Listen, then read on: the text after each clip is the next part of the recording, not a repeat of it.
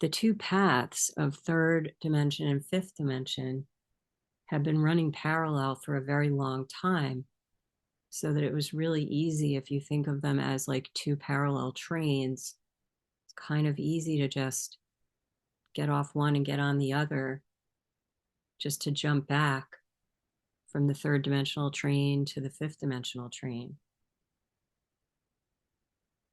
But as time goes on, again, like Orky has said this, but many other teachers have talked about this as well, and various traditions, etc. The tracks are diverging. They're getting farther and farther apart. So it's getting a little harder to jump back and forth from one track to the other track. And it's kind of like life is actually forcing us to choose, which consciousness do we want to support? Like, which train do we want to buy the ticket for? Which dimension do we want to reside in?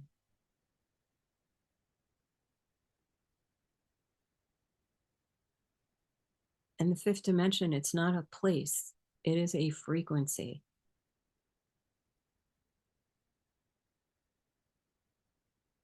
It's that feeling and vibration of pure love. It's around us at all times. It's always available for us to connect to. And that's why we want to do whatever we can to be present, to be in flow, to be connected, to feel our heart center.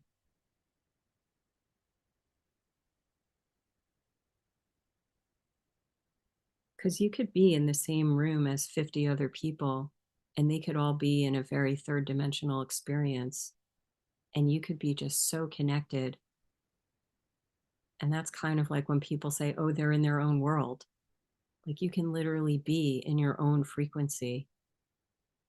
And if you practice this enough, you end up being the person, like the lighthouse.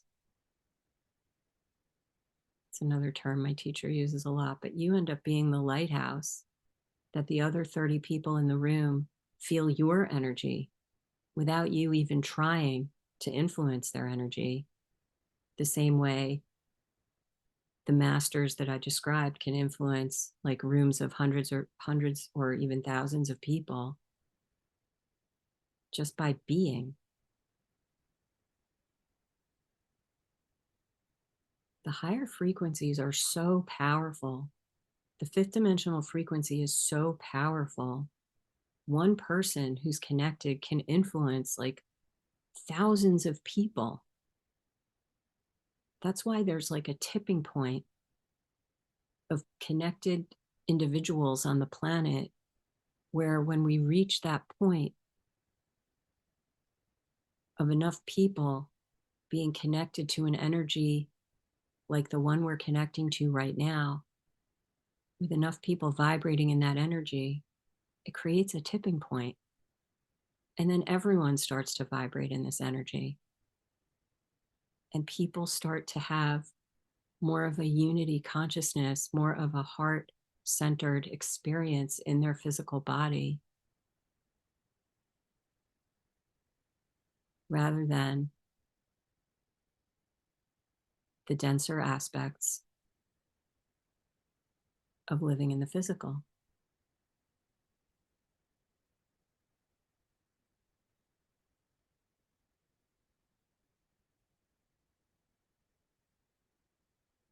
So, how do we do it?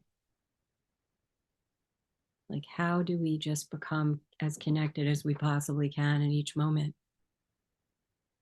There's many ways, there's many tools that we've all studied that have been shared with us. Whatever manner, like whatever tool works for you to be connected. Let's just use one example right now to focus on. Let's just say one way to connect is to focus on the heart center. It's to relax the body and focus on the heart, and to relax into the heart.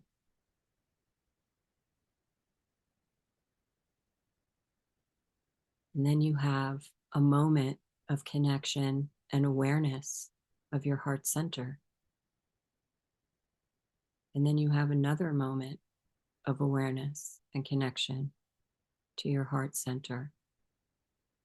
And another after that, and another after that. So that you're stringing together as many moments of this heart centered presence as you can into each minute. And as you continue to practice, you're stringing together as many heart centered minutes of presence and connection as you can into each hour. And then as many hours of connection as you can into each day, and each week, and each month, and each year, until eventually it becomes so second nature that you no longer fall off, you no longer dip back into the third dimensional frequency. You reach an internal tipping point. You reach an internal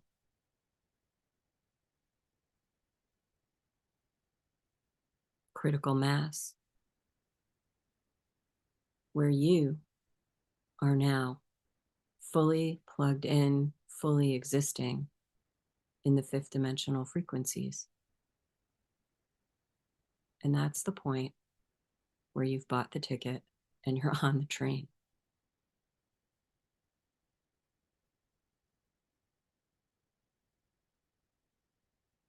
And it's actually something that Orky says a lot is it's simple, but it's not easy. And there's so much truth in that statement.